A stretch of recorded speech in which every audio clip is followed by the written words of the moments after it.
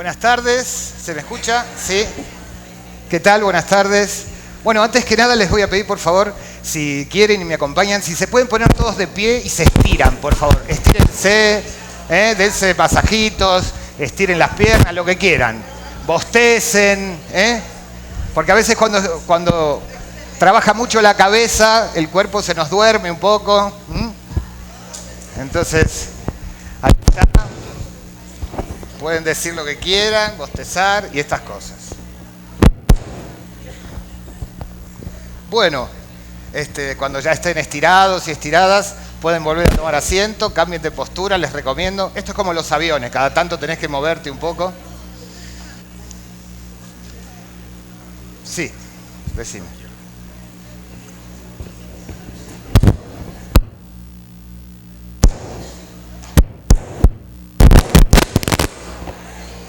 Ahí va, ahí va. ¿Está? Sí. Perfecto.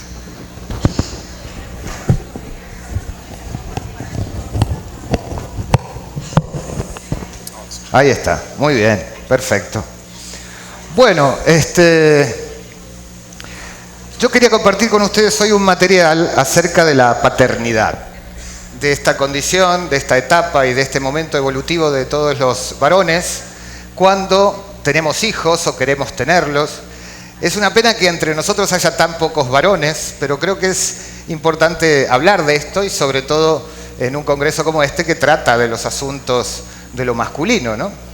Gracias al cielo tenemos una enorme cantidad de material, tanto del cuerpo de la psicología como el cuerpo de la terapia floral, que nos habla de lo femenino y de la problemática de lo femenino, pero no tenemos tanto material y hasta ahora no nos ha interesado tantísimo todo lo que pasa con el universo masculino y en particular, dentro de la historia de lo masculino, la capacidad de ser padre, la paternidad y los modelos de paternidad.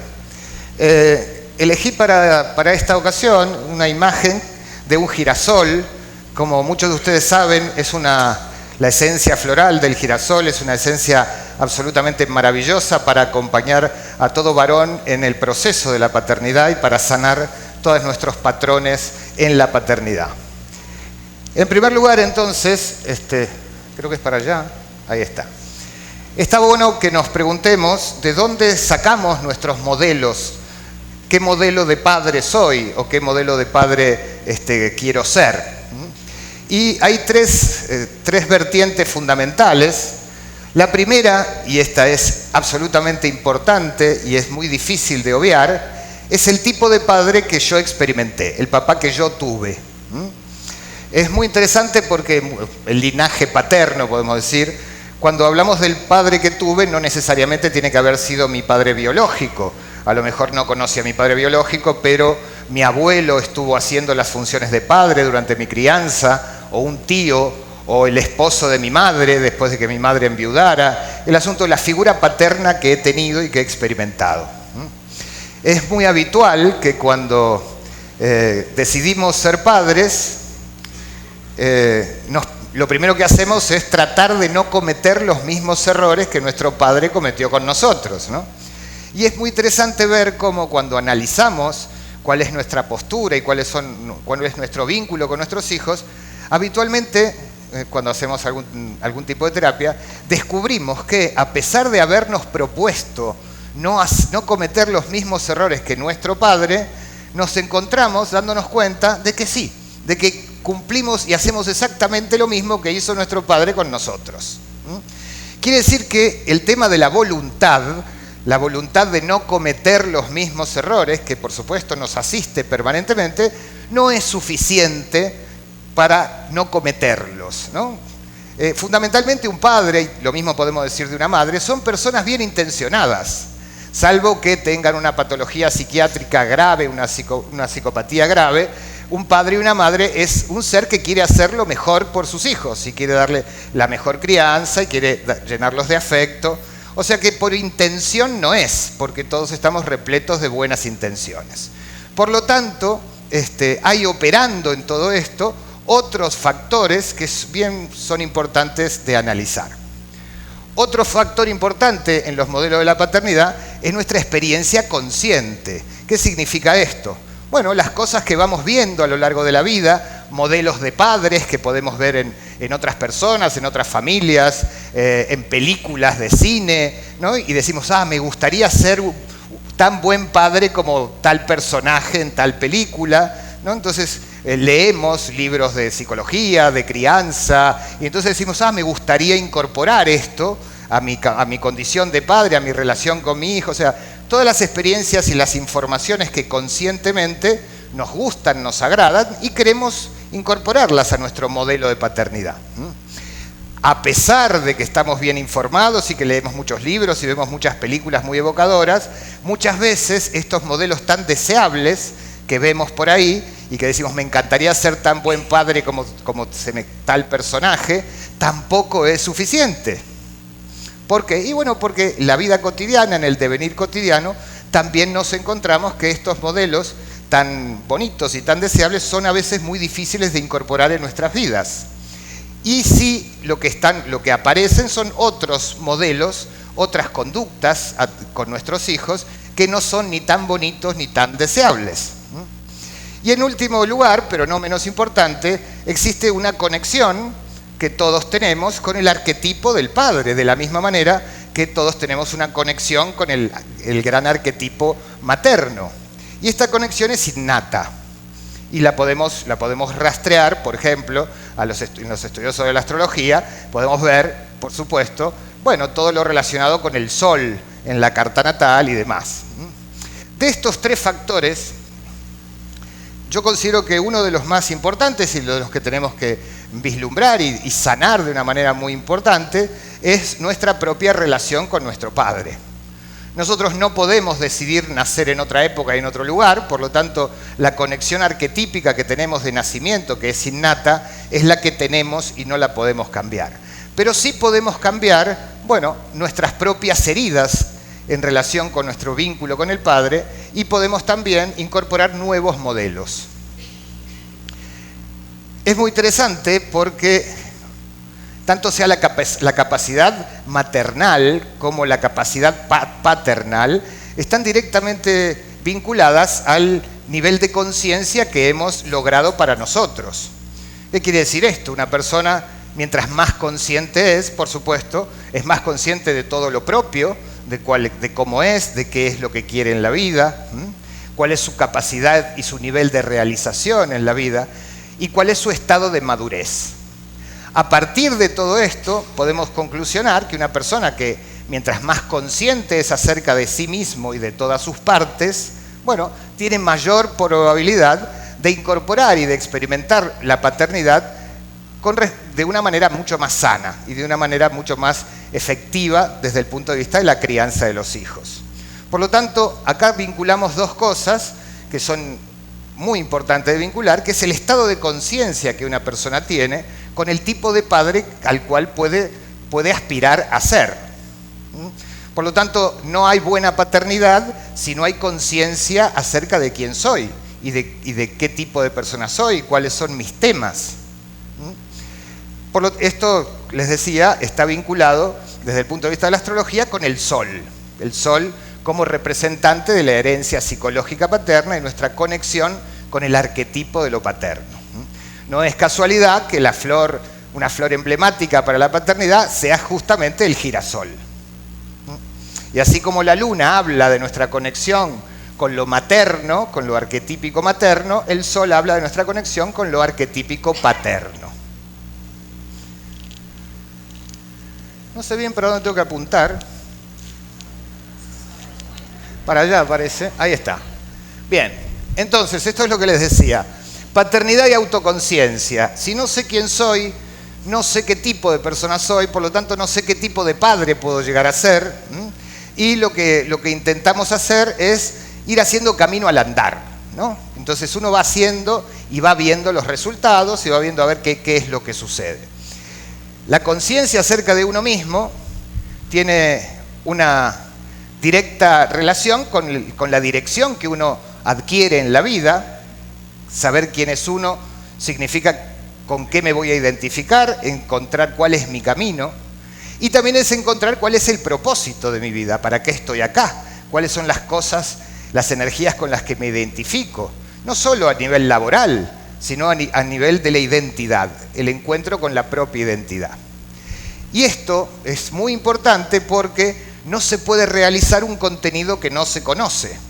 Vamos todos por la vida intentando llegar a un estado de realización, ¿no? Que levante la mano quien no quiere sentirse realizado en la vida. Por supuesto, nadie va a levantar la mano, porque a todos nos encantaría encontrar este estado de realización.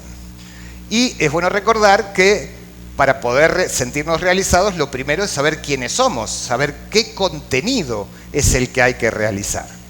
Por lo tanto, la conciencia acerca de uno mismo nos da dirección, propósito y la posibilidad de realización. También la conciencia de nosotros mismos es un factor fundamental a la hora de que se produzca un fenómeno psíquico y físico que es la maduración de una persona. Todos los que conozcan de verduras y de frutas sabrán que en los árboles frutales es tremendamente importante que se den en lugares donde hay mucho sol, ¿verdad? Porque si no hay mucho sol, ¿qué pasa con la fruta? Y la fruta, bueno, o no sale, o se queda pequeñita, o las naranjas se quedan amargas, ¿verdad? Entonces, esto lo sabe cualquier agricultor. El sol es aquello que hace madurar la fruta. ¿Y a qué no saben qué? El sol también hace madurar a las personas. Muchas veces, cuando no somos conscientes, cuando nos cuesta mucho nuestro proceso de individuación, como decía Jung, lo que nos sucede es que nos vamos quedando en estados de inmadurez. Y esto es algo muy lógico y muy típico y muy común en muchísimos varones, ¿no? Entonces encontramos el varón que mientras que su mujer ya tiene ganas de tener hijos y tiene ganas ya de hacer de esta pareja una familia, el varón escucha la palabra hijos y se pone a temblar porque le parece que no está, soy demasiado joven, dice, solo tengo 47 años, me parece que estamos yendo muy rápido, ¿no? Hace nada más que 20 años que estamos juntos, o sea, no sé si es momento, ¿no? Bueno, entonces podemos ver muchísimo, de una manera muy obvia, esta falta de maduración en muchísimos varones que evita, por supuesto, que podamos hacernos cargo de en las distintas etapas de nuestra vida, de poder escuchar lo que el alma nos pide y poder recepcionar nada más ni nada menos que nuestro deseo de ser padres. Habrán escuchado cientos de veces a mujeres que dicen, tengo ganas de tener un hijo. Muchas veces, llegados a cierta edad, aparece en la mujer este deseo de ser madre. Pero no van a escuchar tanto a un varón decir, llegado a esta etapa de mi vida, tengo ganas de ser padre.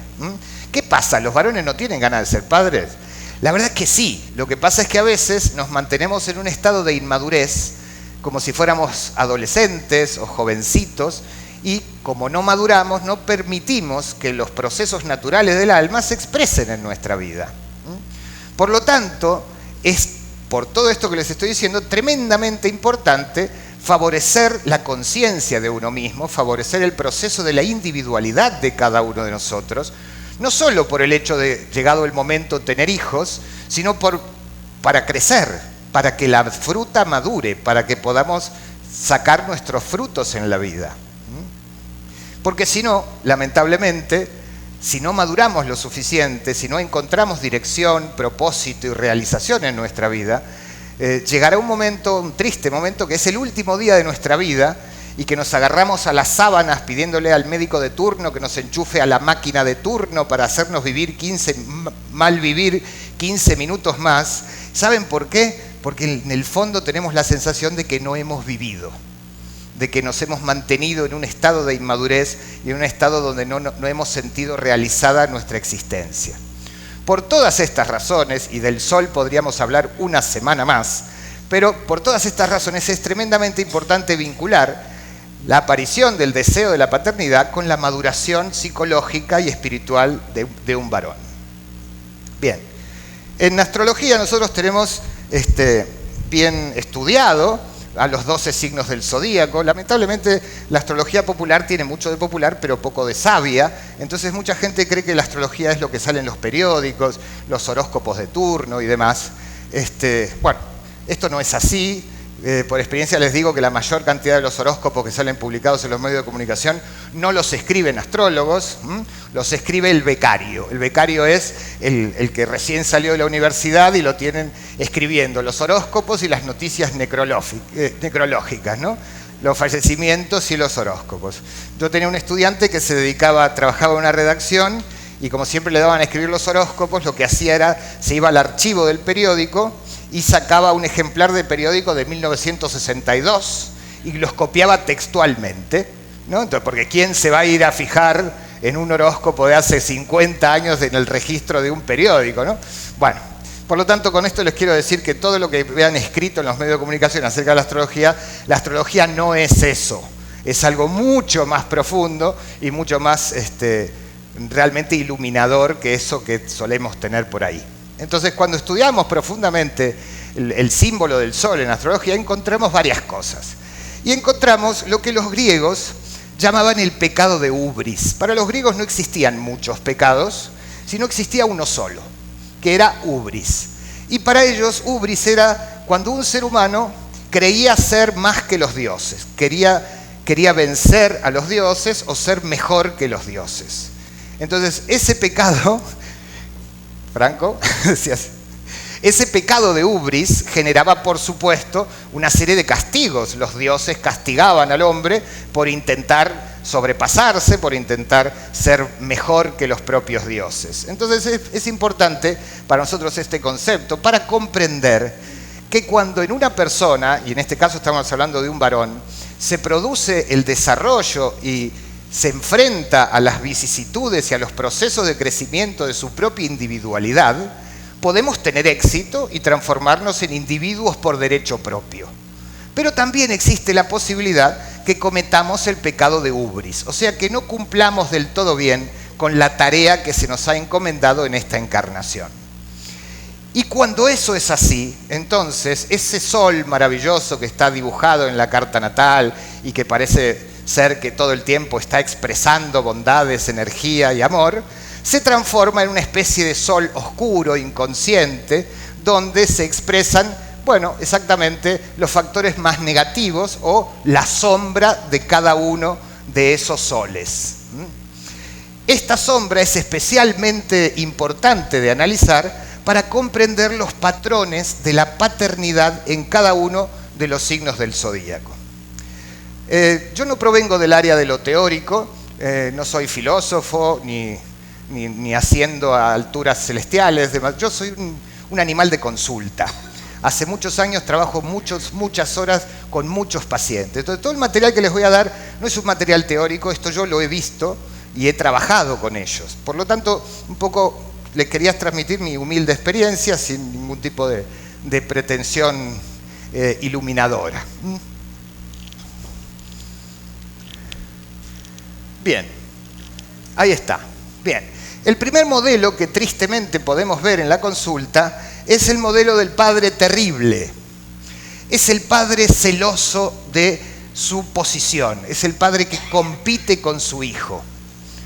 Es el padre que en el fondo, bueno, no le pone el camino difícil a su hijo. Es el padre castrador, es el que dice no porque no. Es el que tiene el poder, la sartén por el mango. Muchas veces escuchamos la famosa frase, en mi casa las cosas se hacen como yo digo, cuando tú tengas una casa harás las cosas como quieras, ¿no? Es el padre celoso de su poder. Y es un padre que, bueno, por muchos motivos, ¿no? Me imagino que hay muchos motivos por los cuales un padre así puede estar celoso del poder que ocupa en la familia, ¿no? Generalmente ya pasados los 40 años, su cuerpo cambia, su atractivo sexual disminuye, y de pronto miro a un costado y tengo a mi hijo de 15 años con su piel y su cuerpo esbelto, que liga muchísimo y tiene muchas chicas que lo llaman por teléfono, ¿no? Está el padre competitivo, el padre que le pone difícil el camino a su hijo. En este tipo de paternidad, los patrones vinculares son la competencia, la agresividad, los celos y, por supuesto, la castración. Estos son los ingredientes, los olores que hay dentro del vínculo padre-hijo con este tipo de padre, que le podríamos llamar el padre terrible, el que compite y ataca la naciente individualidad de su hijo. Esto genera profundos problemas de autoafirmación y profundos problemas de agresividad en el hijo en el futuro. Al principio decía que la charla se llamaba El niño de las flores o guía práctica de cómo decorar el jardín paterno, ¿no? Bueno, porque podríamos usar la metáfora de que un padre así debería decorar su jardín con determinados tipos, variedades de flores, ¿no? Y para un papá así sería muy bueno tener impatiens en su jardín, Scarlet Monkey Flowers, Sunflower, por supuesto, Holly y, por supuesto, Saguaro. Seguramente todos ustedes tienen muchísimos libros de flores y si no pueden comprarlos y pueden ustedes averiguar. No voy a hablar de cada una de estas flores porque seguramente ustedes tienen posibilidades de encontrarse con esta información si es que ya no la conocen. Simplemente algunas recomendaciones de qué flores pueden ayudar mucho a este padre terrible que, insisto, a lo mejor es un padre bien intencionado, pero que por su propia historia familiar, por su propio desarrollo en la vida, bueno, se comporta bajo este patrón tan destructivo con respecto a su hijo. Bien, el segundo patrón es el padre dominado por sus pasiones. El padre que sucumbe a su propio lado instintivo material.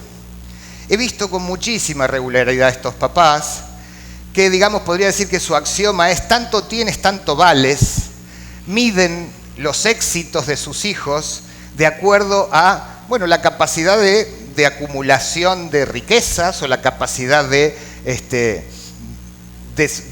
tener cosas concretas.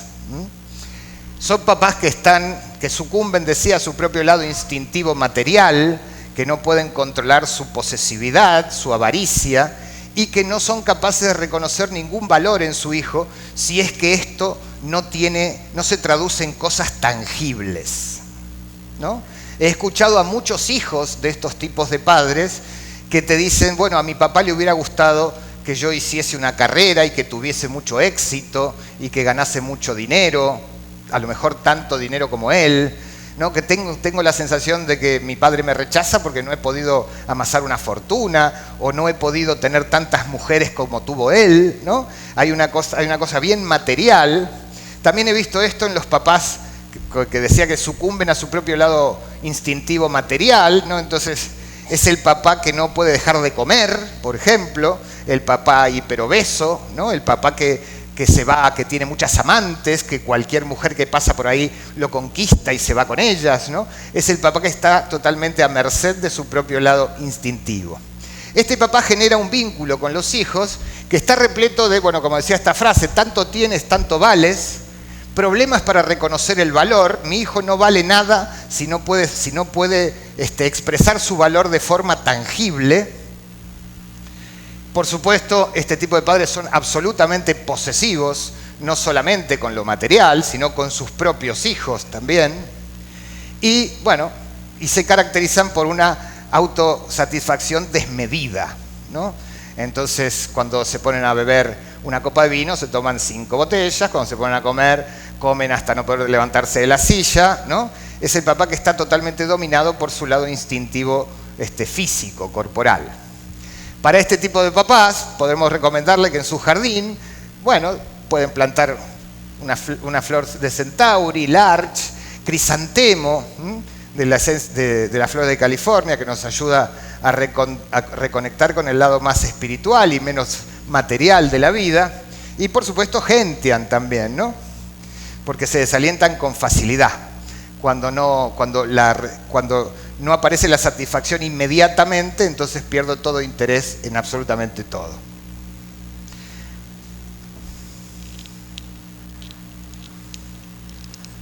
Ya para el final creo que voy a saber a dónde apuntar, ¿eh? Por ahora.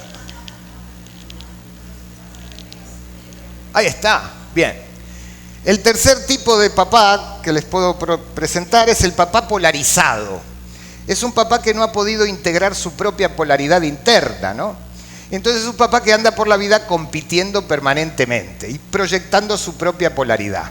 Esto lo escuchamos mucho cuando los papás comparan y le dicen a sus hijos, tendrías que ser como tu hermano, que tu hermano era bueno en los estudios, o ¿por qué no eres, ¿por qué no eres como tu hermana, que es tan buena hija?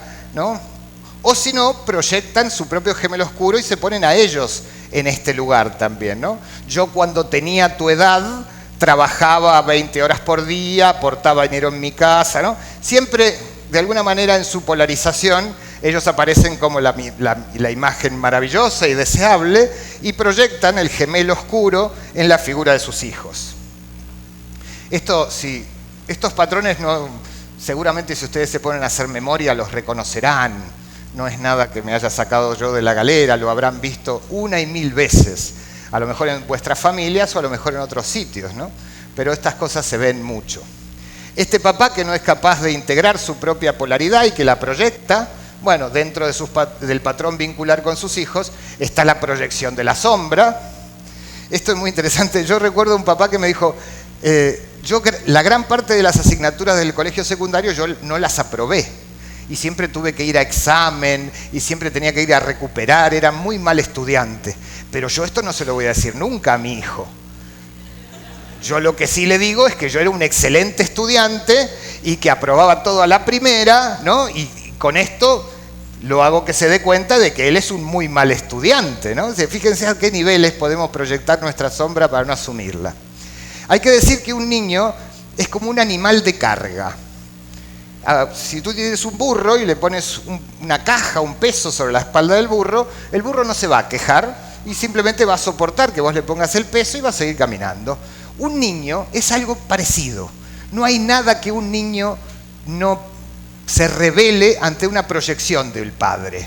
Si un padre decide proyectarle cualquier barbaridad a su hijo, psicológicamente el hijo lo va a asumir. Entonces tenemos que tener mucho cuidado, porque nuestros hijos son seres que están dispuestos, porque nos quieren mucho y porque nos necesitan mucho, a asumir hasta las barbaridades más grandes que a nosotros se nos ocurra proyectar sobre ellos. Lamentablemente es así. Entonces, en este patrón vincular con este padre polarizado, está la proyección de la sombra, la desvalorización, la comparación permanente. No, tú no eres como tu hermano no es como tu hermana mayor. Y la exigencia, una exigencia de perfección que, por supuesto, es cualquier cosa menos amorosa. En este tipo de papás les podríamos recomendar para decorar su jardín la planta de cerato, una planta de California que me parece fundamental, que es Black Eyed Susan, un integrador de la sombra, Rockwater, por supuesto, y Butch Fuchsia, que es un integrador de los 2 hemisferios cerebrales, ¿no? Para cuando nos cuesta integrar polaridades. Bien. Ahí está. Bien, el cuarto tipo de vínculo paterno que les traigo, que bien son merecedores de sanación, es el papá que se disfraza de mamá. El papá que se vincula con su hijo como si fuera su madre. Entonces el papá que está totalmente preocupado por su hijo, como si fuera una mamá preocupada, ¿no? Entonces ese niño tiene 2 mamás, ¿no? Una mamá biológica y una mamá que lo quiere y lo protege, y un papá que se vincula con el hijo como si fuera una gran madre, que está más preocupado por el bienestar del hijo que la propia madre. Es como tener una mamá en estéreo, ¿no? Entonces el niño tiene 2 mamás, pero ningún papá, porque no hay nadie que haga de padre, no hay nadie que pueda con él expresar y transitar el vínculo paterno. Este tipo de papás que se disfrazan de mamá, y fíjense que pongo mamá con mayúscula, porque no es la mamá con minúscula, no es la mamá biológica, sino es el arquetipo materno, ¿no? En este tipo de vinculaciones, por supuesto, abunda la sobreprotección, la preocupación excesiva, el perfeccionismo, la idealización del hijo, ¿no? Con mucha regularidad me asombra mucho cómo nos gustan los programas de televisión donde un niño de 3 años se sienta al piano y toca a Beethoven. Nos encantan, los índices de audiencia explotan, ¿no? Mientras más pequeño es el niño y mejor toque el piano, todos nos encanta ver esto. No hay ninguna razón por la cual un niño de 3 años quiera tocar a Beethoven. La única razón es agradar a un padre exigente. Entonces, si hay un papá que quiere ser famoso, adelante, que vaya a estudiar piano y que se presente a un concurso de la televisión. Pero estas cosas los padres no los hacen. Este papá que se disfraza de mamá, él no es capaz de tocar el piano, él da a luz al que toca el piano. Está por encima de todo esto. Entonces, el niño, bueno, hará una obra artística, pero él es más artista que su hijo porque él dio lugar al niño, creó al artista. Es realmente tremendamente fuerte la presión psicológica que le metemos a los hijos para que destaquen, ¿no? Entonces metemos a los niños a todo tipo de concursos para que demuestren habilidades. Es como si no pudiésemos aceptar la humanidad de mi hijo, ¿no? Que mi hijo, como todo hijo necesita jugar, aburrirse, perder el tiempo, reírse, ¿no? Queremos que desde muy chiquitos toquen las alturas olímpicas, se transformen en seres tan especiales. Detrás de todo esto hay una exigencia que es monstruosa. Y por tener de hijo a un dios griego, sacrificamos la humanidad de nuestros hijos en el camino. Bien, en este tipo de vínculos, les decía, están estos factores y podemos recomendarle a este tipo de papá que decoren su jardín con achicoria, red chestnut, mariposa lily, baby blue eyes, porque en estos papás suelen tener una historia de abandono en su propia infancia. Bien, ¿se están durmiendo? ¿Cómo van? Se pueden estirar, ¿eh? No está prohibido que se levanten, se estiren, bostecen, hagan lo que quieran, ¿eh? Mientras que no se duerman. Bien, el quinto tipo de papá es el papá narcisista. Vamos a definir esto. El narcisismo es una condición de la ausencia de la condición del yo. Cuando yo no sé quién soy una persona narcisista. Como no sé quién soy, no me puedo ocupar de ningún tema salvo de encontrar una definición acerca de quién soy.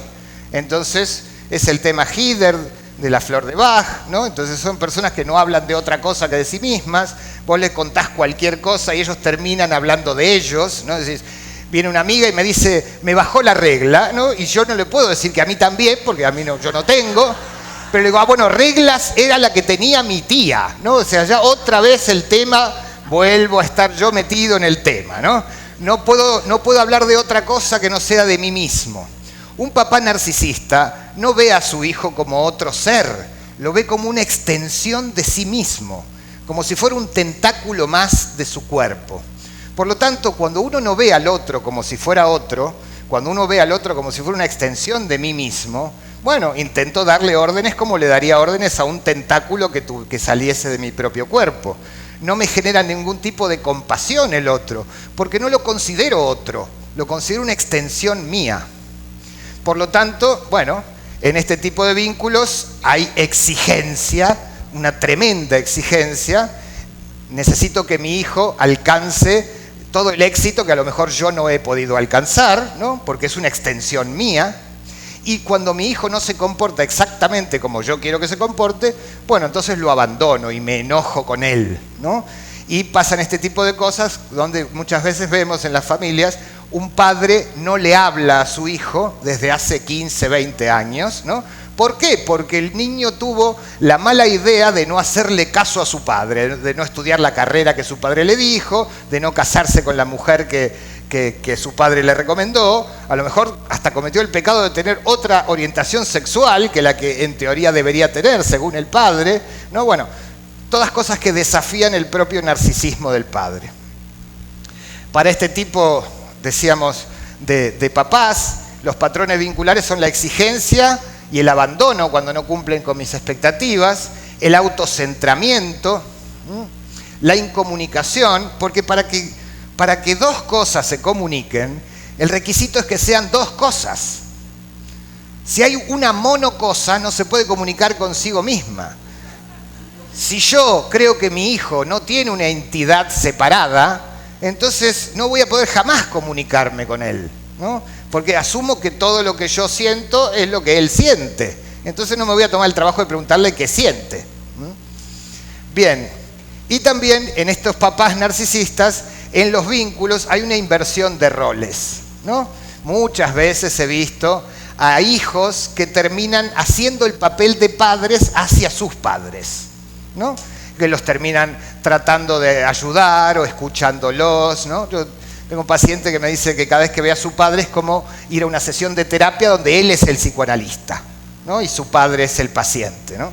Porque de 2 horas que están juntos, bueno, 1 hora y 50 minutos se habla del universo del padre, y cuando ya llega la hora de irse, mientras están pagando la cuenta del café, el padre le dice al hijo, ¿y tú todo bien, no? Y le dice, sí, papá, todo bien. Pagan la cuenta y se van, ¿vale?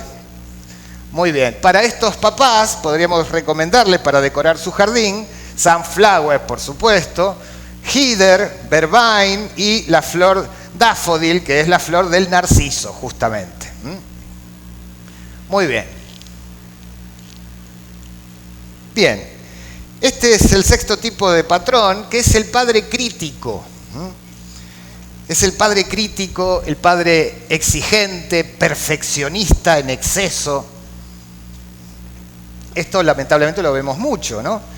Viene mi hija, que viene del jardín de infantes, que tiene 5 años, y me dice, papá, dibujé hoy en el jardín este elefante, ¿no? Y el papá lo mira y el primer comentario dice, bueno, los elefantes no son celestes, porque la niña lo dibujó en celeste, ¿no?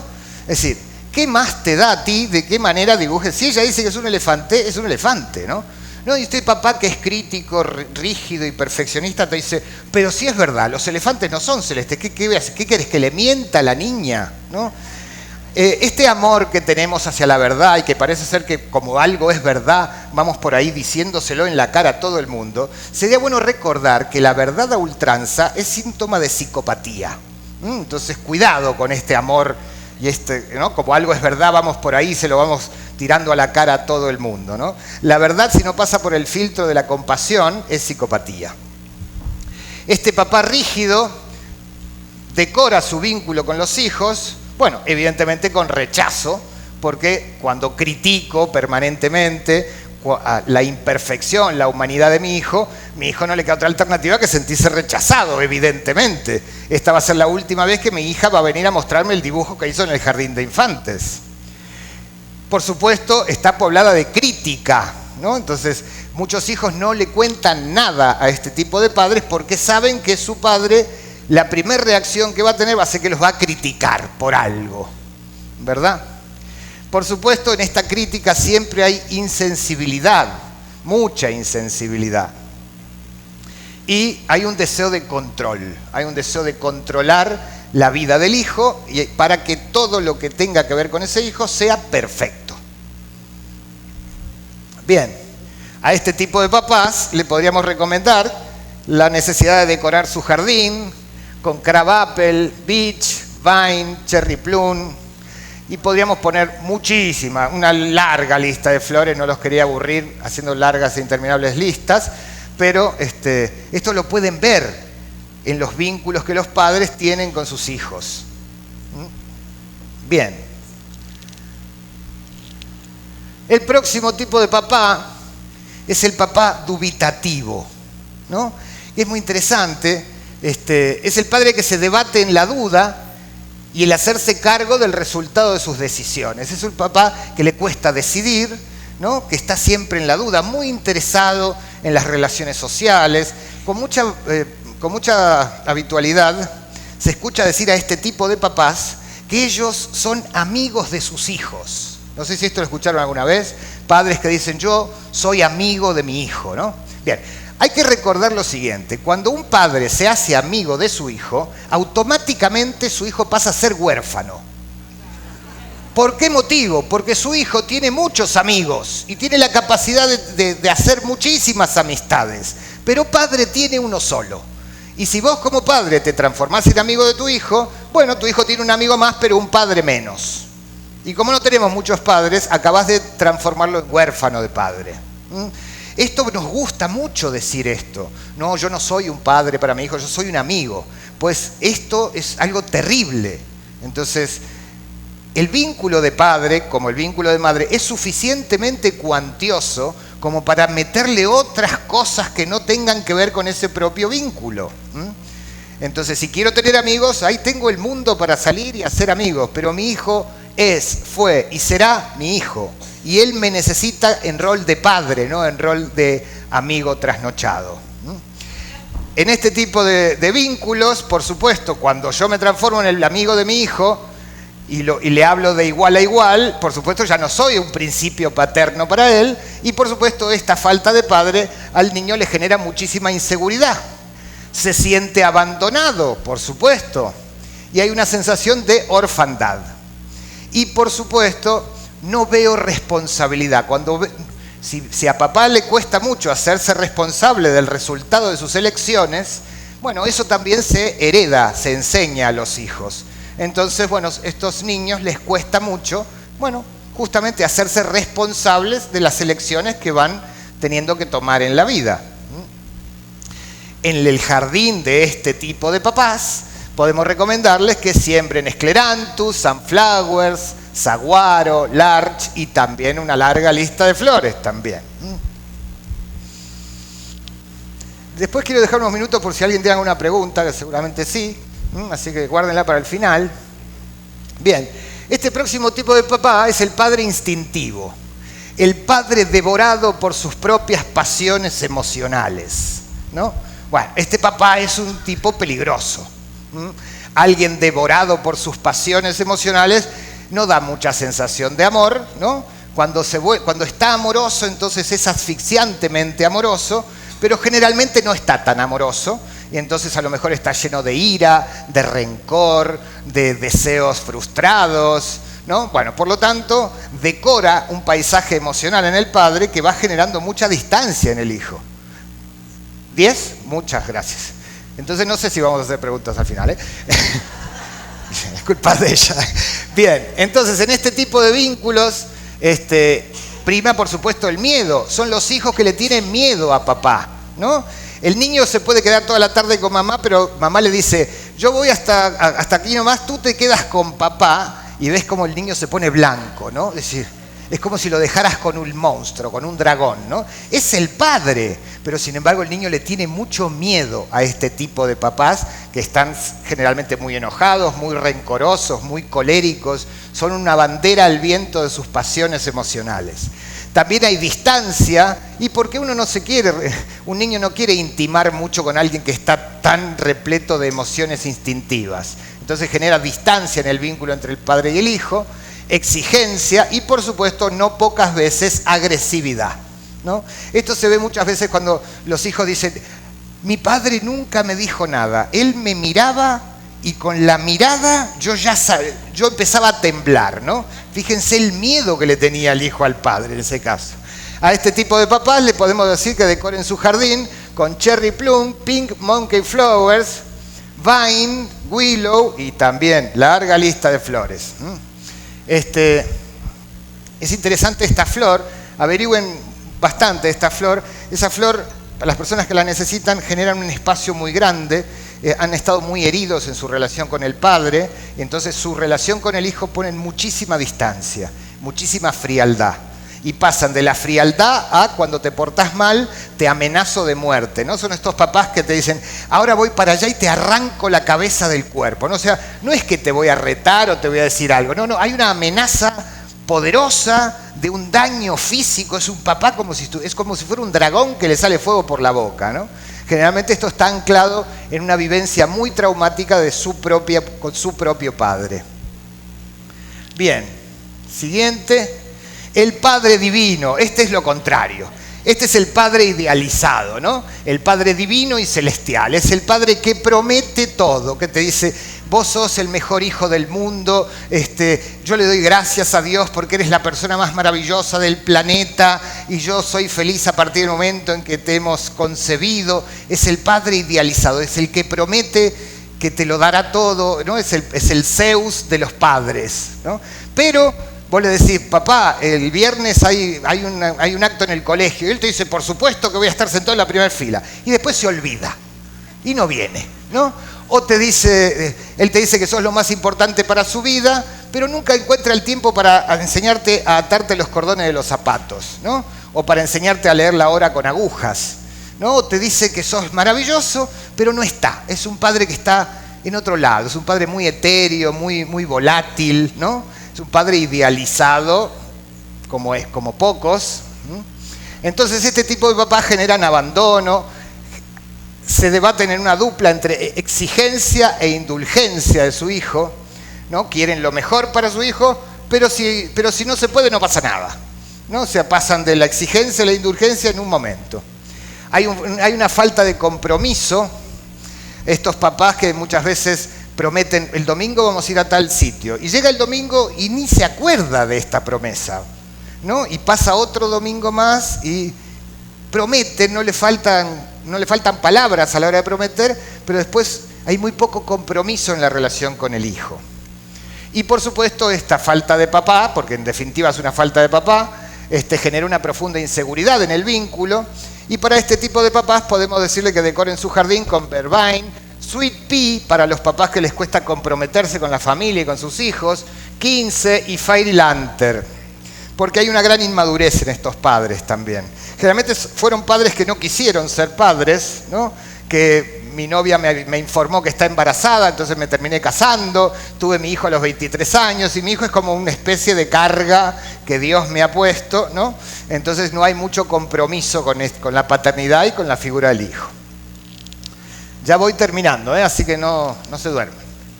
Bien, este es el 10º patrón, el padre iniciador en el mundo. Él es el padre más mundano, más conectado con los asuntos de la sociedad, del trabajo, de la acumulación económica, de la responsabilidad. Es el padre que entrena a su hijo para que su hijo ocupe su lugar, ¿no? Entonces es el papá, diríamos los astrólogos, capricorniano por excelencia, ¿no? Que quiere que cuando él se jubile, quiere que su hijo tome el lugar en el sillón de la dirección de la empresa, ¿no? Bueno, este papá que es por supuesto mundano, práctico, muy severo, que se debate mucho en el castigo, ¿no? Está todo el tiempo castigando cuando su hijo tiene excesos o cuando se desvía del camino que él le pone. Bien, en este patrón con los hijos hay rigidez, frialdad, estrictez, exigencia y por supuesto castigo, ¿no? Hay mucha culpa. Este papá también suele estar en su boca las frases de lo que tú tienes que hacer es lo que yo hice cuando era joven, ¿no? Porque yo a tu edad hacía no sé qué y como si no hubiera otra opción en el mundo que hacer exactamente lo que él hizo, él obliga a su hijo, o por lo menos busca que su hijo siga exactamente sus pasos, ¿no? Esto genera que el hijo elija absolutamente lo contrario, ¿no? Y entonces la respuesta a este tipo de papá es hacerlo sentir culpable y por supuesto castigarlo de alguna manera, acusarlo de irresponsable, de recomendarle que tiene que sentar la cabeza y demás, ¿no?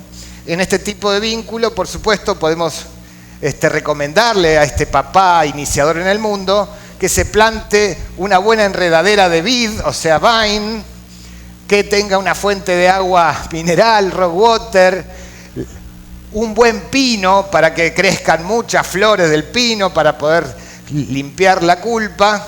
Estos papás son también muy serios, nunca se divierten, son de casa al trabajo, de trabajo a casa, ¿no? Todo es una cosa muy seria. Y podría ser bueno también una cinia, que es una flor preciosa que nos ayuda a reconectarnos con el juego y con el niño interior, ¿no? Todo esto para decorar el jardín de papá. Muy bien. Me salté uno, ¿verdad?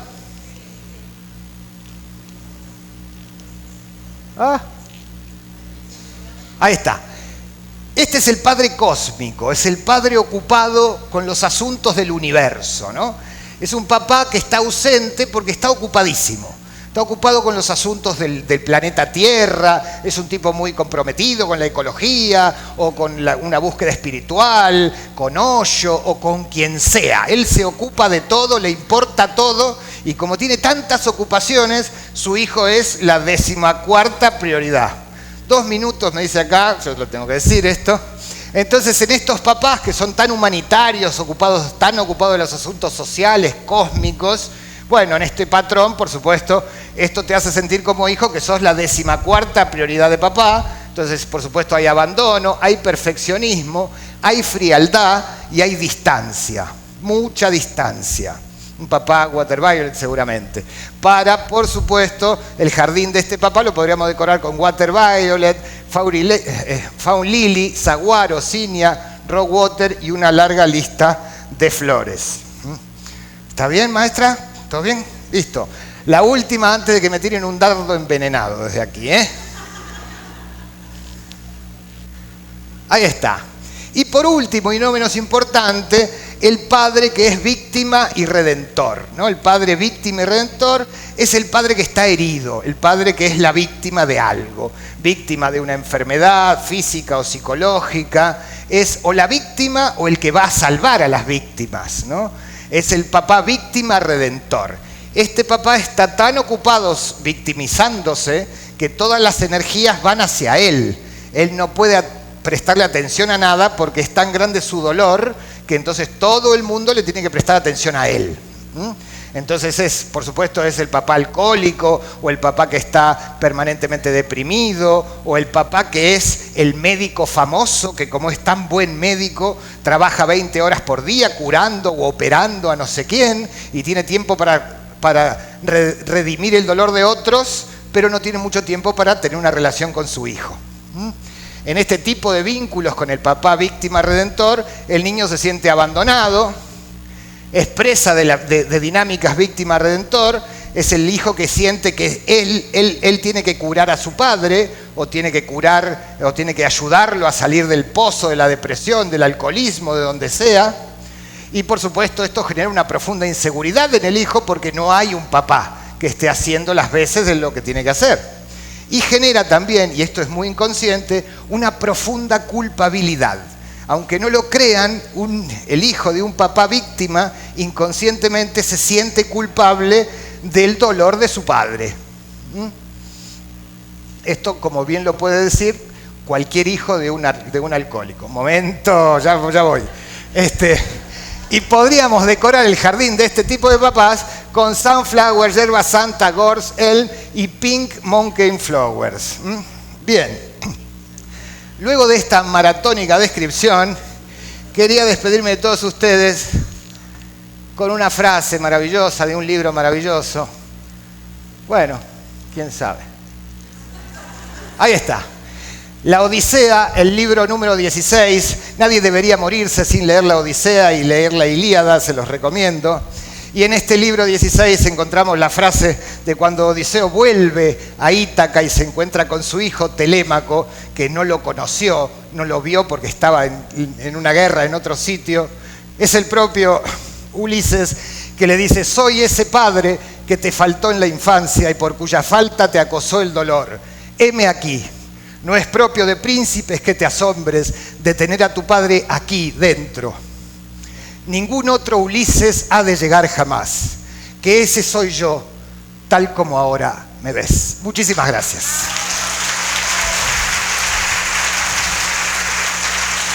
Oh, no. Ahí está. Muy amables. Te felicito.